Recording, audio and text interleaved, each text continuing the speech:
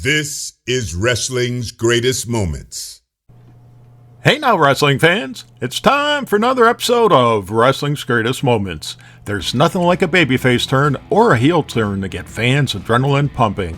Sit back as Wrestling's Greatest Moments looks at 80s turns that turned the wrestling world upside down, Part 1. Before we get started though, don't forget to subscribe to our channel and hit that notification bell so you don't miss a single video. Here's the criteria. Wrestling fans saw many heel and babyface turns during the 1980s, but these are the creme de la creme from 1980 to 1989 and part 1 of a multi-part series, which means don't worry if one of your favorites isn't here, because there are plenty more on the way. André the Giant heel turn. André the Giant's shocking heel turn remains one of wrestling's most iconic moments, but you may be surprised to know that it almost didn't happen. According to the book The Eighth Wonder of the World, André was filming The Princess Bride and looking at a much-needed back surgery that could force him to retire. As Vince McMahon tells it, André had pretty much cashed in his chips. He was in the UK filming The Princess Bride, so I went over to talk to him and he was not feeling well. His back was really bothering him. He was all hunched over. He was pretty much ready to give up the business. He wasn't sure if he was going to retire to France or just what he was going to do. McMahon pitched the idea of André working the biggest match of his career, a bout that would see him challenge Hulk Hogan for the WWF Championship at WrestleMania 3. The WWF Kingpin was determined to make this WrestleMania bigger, better, and badder, with the event taking place at Detroit's Pontiac Silverdome Stadium. Like any good storyline, McMahon wouldn't let the facts get in the way. The WWF conveniently ignored Hogan and André's WWF rivalry from 1980 and embellished André's win-loss record into that of an undefeated streak. Critics blasted the WWF for distorting the truth, apparently oblivious to the wrestling industry's use of illusion and in some cases deception to sell tickets. Regardless, this storyline was a masterpiece, beginning with André's return from suspension. André's arch-nemesis Bobby the Brain Heenan had orchestrated André's suspension for not showing up for a match. Behind the scenes, the suspension gave André time off to tour Japan. The suspension was later lifted, with André reportedly not appearing at the hearing, but Bobby Heenan being present. No red flags were raised yet, but fans began to notice some tension from André as other events played out. When the WWF presented Hulk Hogan with a ginormous trophy for 3 years as champion, André showed up to congratulate Hogan, telling him that 3 years is a long time to be a champion. The intrigue continued the following week when André was given a trophy for his undefeated streak. The trophy was comically smaller than Hogan's, which couldn't have made the Eighth Wonder of the World feel all too good. To make matters worse, the Hulkster showed up and his congratulations turned into a classic case of, enough about you, let's talk about me for a while. André left, or stormed out depending on your perspective. The following week, heel color commentator Jesse the Body Ventura appeared on Piper's Pit. Always one to stir the pot, Jesse noted some differences between how Hogan and André's careers were celebrated. Ventura pointed out that André's trophy was smaller than Hogan's. Further, Hogan's feels like real gold, while André's feels like rotten old lead or something. Ventura promised to drop a bombshell the next week as he knew the details behind the Giant's reinstatement. Jesse promised to bring André if Piper would bring Hogan. Fans tuning in saw Hogan on Piper's Pit. As promised, Ventura showed up with André, but André wasn't alone as manager Bobby the Brain Heenan led the way. Hogan was dumbfounded as he asked André what he was doing with a man who had made both their lives miserable before. André told Hogan he was there for one reason, to challenge Hogan to a championship match at WrestleMania. What played out next was pure Shakespeare in its scope. Hogan couldn't believe it. His best friend and mentor, a role model, now thought a wrestling belt was more important than their friendship. To make sure Hogan understood, André ripped off his yellow Hulkamania t-shirt. In later years, Hogan explained that when André tore his shirt, he was trying to put Vicks VapoRub in his eye to help him cry faster and sell the emotion. Fate, or luck, as André did that, he also broke Hulk's necklace and drew blood from Hogan's chest. The fake tears didn't matter anymore. Interestingly, Roddy Piper would write in his memoir, In the Pit with Piper, that he was disturbed by one aspect of the planned angle. The setup for the main event was done on Piper's Pit. Hogan and André were doing the interview, and André was supposed to rip the cross Hulk was wearing. Well, I had a problem with this, as I will not use the Lord's name in vain, and this seemed to go against that belief. It was a very confusing time for me, morally and professionally. Hogan clutched his chest as Roddy Piper added to the drama, telling Hogan, "You're bleeding." The wrestling equivalent of Pearl Harbor led to a powerful response from the champion, who appeared on Piper's pit to answer Andre's challenge with one word: yes. 1987's Andre the Giant heel turn epitomized the WWF of the rock and wrestling era.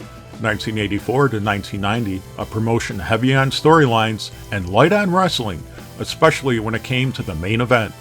Andre vs. Hogan wasn't a masterclass in wrestling, but it was a masterclass in how the WWF used powerful storylines to drive fans to an event and entertain them with a strong undercard while they waited for the top match. WrestleMania 3 sold out, or sold a lot of tickets depending on who you ask.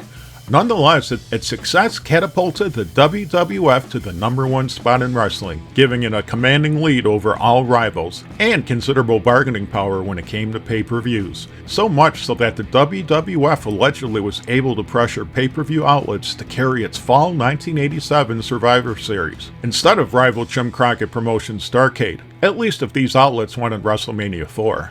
Sergeant Slaughter face turn.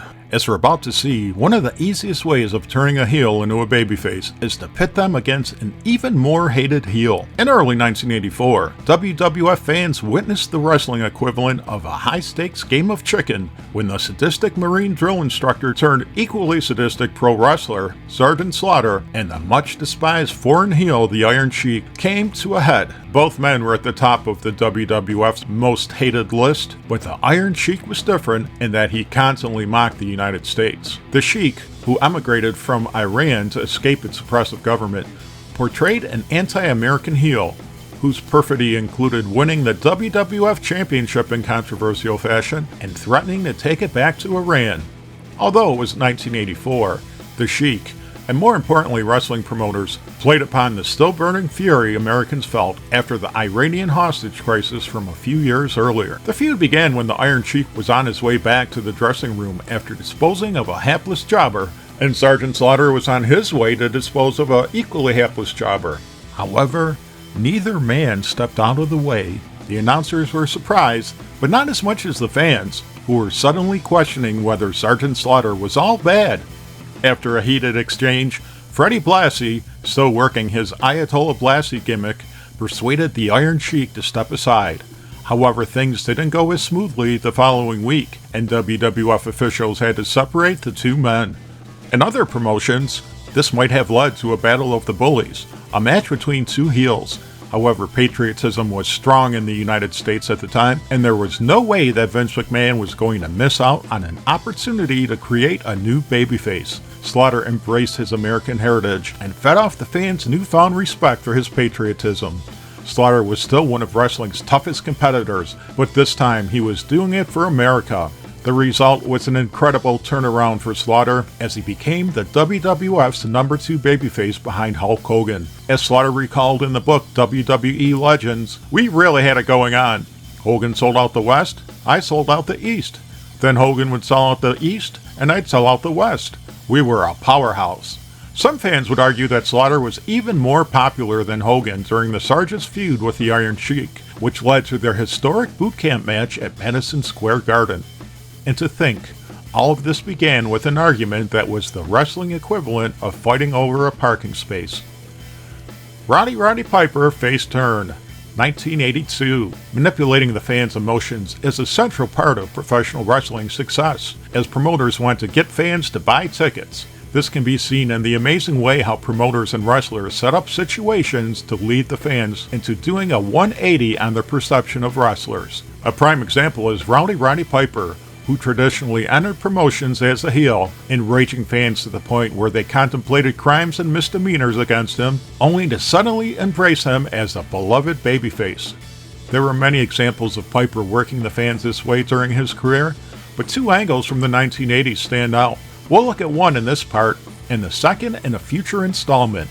Roddy Piper's run in Jim Crockett Promotions' Mid-Atlantic Championship Wrestling was a wild success for everyone involved. Piper became the area's top heel, giving babyfaces a fresh opponent who could match them or surpass them on the microphone, and enrage fans with cheating tactics that kept him on top. Piper was so successful that he was used in 2 promotions at the same time: Georgia Championship Wrestling and Mid-Atlantic Championship Wrestling. Piper carved out a niche in Georgia as a heel color commentator to Gordon Solie, with Hot Rod occasionally wrestling there, while also competing in the Mid-Atlantic area. However, a real-life event led to him turning babyface in both promotions. Behind the scenes, Piper was injured after a fan stabbed him on August 3, 1982 at the Civic Center in Raleigh, North Carolina. Piper, who had just dropped the Mid-Atlantic Championship to Jack Briscoe that night, was watching a match involving his friend Ivan Koloff. As Piper tells it in his memoir, In the Pit with Piper,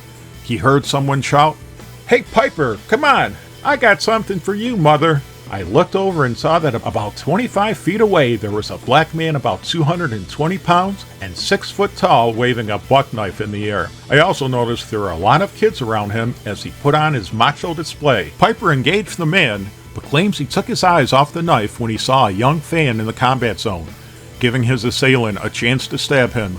According to Piper, the doctor told me later that I was stabbed about 1 inch from my heart, this close to bleeding to death. Word of the attack and Piper's heroics spread quickly, even in an era when social media was decades away.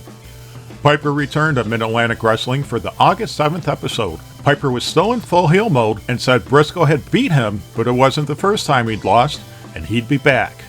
Interestingly, heel manager Sir Oliver Humperdinck showed up. Humperdinck was managing his faction, the House of Humperdinck, which featured several heels including Bad Leroy Brown, Ivan Koloff, and Gene Anderson. Humperdinck kindly suggested to Piper that if he was his client, he wouldn't have lost the title or had trouble afterward. Humperdinck, who claimed he kept open contracts with him, offered Piper a contract. Piper promptly tore up the contract and walked away. Humperdinck took it all in stride, telling announcer Bob Caudle that he understood Piper was still upset. Over time, Piper made it clear that he wanted no part of the House of Humperdinck. He told announcers he didn't need anyone and reminded fans he was a rebel. Piper cut promos mocking Humperdinck and the various wrestlers in his stable. Despite his claims that he was a loner, the Rowdy Scott eventually teamed with Jimmy Boogie Woogie Man Valiant and formed his own faction, Piper's Palace. While the group was short-lived, Bill Apter capitalized on it, offering readers of the wrestling magazines he edited to send in self-addressed stamped envelopes with their pick of Piper's Palace or House of Humperdinck membership cards. The items could then be shown at house shows so wrestlers, and presumably fans, knew whose side you were on, and reveal who had telescopic vision since the document was no bigger than a business card. Roddy's babyface turn in the Mid-Atlantic area wasn't his only turn. Piper returned to the Georgia area after an extended absence. Like Mid-Atlantic, Gordon Solie played up Piper's heroism, but Piper downplayed it. Then, in a fascinating angle, heel wrestler the Magnificent Morocco began badmouthing Gordon Solie, asking why Solie was always negative towards him. Piper tried to defuse the situation, but Morocco continued. Eventually, Morocco began to manhandle Solie, leading to Piper stepping in. Morocco backhanded Piper, which lit Piper's well-known short fuse, and it was on. Piper attacked Morocco, and it took a small army of wrestlers to separate them. Unfortunately, Morocco jumped to the WWF, and Ole Anderson reportedly fired Piper a bit later, leading to Piper staying in the Mid-Atlantic area. Chris Adams' heel turn. World-class championship wrestling was a hotbed in the early 80s, but no matter how talented a babyface was, it was impossible to share the spotlight with the Von Erich family. Gentleman Chris Adams came close, befriending the wildly popular Von Erich brothers as fans enjoyed Adams' toughness, and female fans who enjoyed his wrestling also enjoyed his good looks and English accent. However, there was only one way for Adams to truly break out, and that was to go with the time-tested route of turning on the Von Erichs. In this case, Kevin Von Erich. The heel turn played out well, as it combined the elements of corruption and betrayal. If you dance with the devil, remember that it is he who calls the tune. Apparently, Chris Adams never heard this saying, or he wouldn't have enlisted the services of heel manager Gary Hart. Adams felt Hart could take him to the next level without being corrupted by Gary. That wasn't the case though, as Adams snapped after a miscommunication led to him and Kevin Von Erich losing a tag team match. When Hart confronted Stella Mae French, whose interference had backfired, costing Adams his match, Kevin Von Erich stepped in, leading to Chris Adams superkicking his friend. Like any good babyface, Kevin was willing to overlook his friend's lapse in judgment, and like any good storyline, it played out in a match.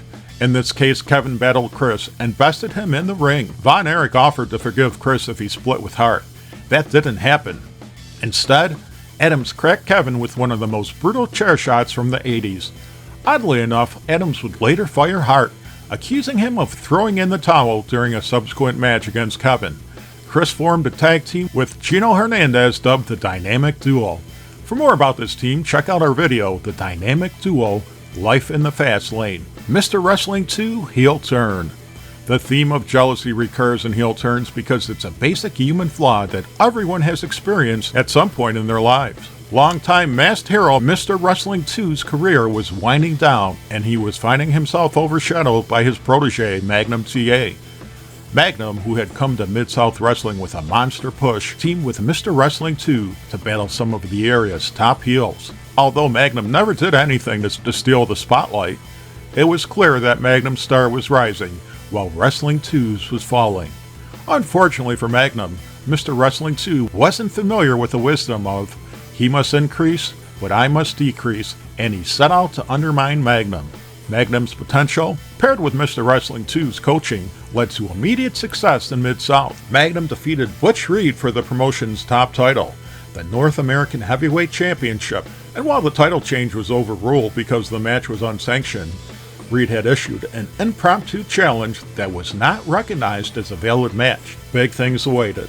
In the meantime, Magnum and Mr. Wrestling 2 defeated Jim Neidhart and Butch Reed to become Mid-South Tag Team Champions. Then Magnum received another title opportunity, this time from the new North American champion, the Junkyard Dog. As detailed in the book, Wrestling's Greatest Moments, his mentor lashed out during the contract signing between Magnum and the latest champ, the Junkyard Dog. During the ceremony, the masked man made it clear he felt Magnum was too green to have a chance. He then criticized JYD, a fellow babyface, accusing him of cowardice in wrestling someone who was obviously going to be an easy opponent. When Magnum tried to calm Mr. Wrestling 2 down, he was slapped in the face. Magnum didn't want to lose his friendship, and even offered to give Mr. Wrestling 2 his title shot. This only angered the masked man further, and he slapped Magnum again. Magnum tore up the contract, refusing to let it get between him and his mentor. However, Magnum's efforts were for naught. Like many a heel turn involving tag teams, this led to serious consequences for Magnum, as Mr. Wrestling 2 walked out on his student during a title defense against the very dangerous team, the Midnight Express, Dennis Condrey and Bobby Eaton. Even worse, this match's stipulation ruled that the losing team had to take 10 lashes from a belt. As good as Magnum was, he couldn't defeat the Midnights, not to mention manager Jim Cornette. Magnum bravely accepted the stipulation, but babyface Terry Taylor came to his aid, offering to take 5 lashes for Magnum. Mr. Wrestling's heel turn disgusted Mid-South fans, as did his subsequent actions as he cheated his way to winning the Junkyard Dog's North American Championship. Magnum feuded with Mr. Wrestling 2, who also brought in a new protege, eventually defeating 2 for the North American title and proving the student had become the master. Buddy Rose babyface turn. Rare is a heel wrestler who hasn't worked babyface. However, the Pacific Northwest Territory's Playboy Buddy Rose was so hated that he seemed like a good candidate to stay heel for his entire run. Rose was an interesting character, and in some ways the other side of the coin of beloved babyface the American Dream Dusty Rhodes. Like Rhodes, Rose was no paragon of physical fitness, but he was able to wrestle 60-minute Broadways selling for babyfaces as few others could. Rose had charisma too. But while Rhodes extolled the virtues of the American Dream, the Playboy extolled the virtues of winning at any cost. Rose's list of misdeeds read like the wrestling version of Crimes Against Humanity. Buddy had injured the area's most beloved stars and always found a way to end up on top. Even top babyfaces like Rick Martel and Roddy Piper came up short when they battled Rose in loser-leave-town matches, and they were forced to hit the bricks. Rose was a classic example of a heel that was so despised that when he turned on fellow heels like Luke Williams and Butch Miller and Bull Ramos, fans cheered them over Rose.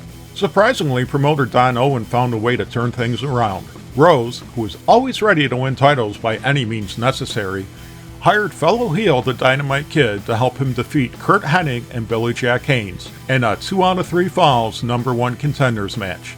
The third and deciding fall went south when Rose restrained Haynes to hit him from off the top rope. Haynes moved and that was that. Dynamite and Rose began fighting.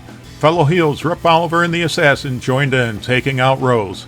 Babyfaces Haynes and Hennig didn't help, and no one could blame them given Rose's history with the two. However, when the 3 heels attacked Haynes and Hennig, Rose came to their aid, shocking the fans. Fans were startled when a bloody Rose apologized for his past actions and told fans that while he wasn't changing his style of wrestling, he was changing his attitude. This led to the fans embracing the man they'd hated for 8 years, and Rose became a sensation. Although the babyface turn only lasted a year, it stands out as one of wrestling's most well-crafted angles. What were your favorite turns from the 1980s? Don't worry if we missed one of your favorites, because there's more to come. Share your thoughts in the comment section, and let us know if there's any videos you'd like Wrestling's Greatest Moments to cover. In the meantime, subscribe to our channel, follow us on X and Instagram, and spread the good news about Wrestling's Greatest Moments, the channel that celebrates the squared circle.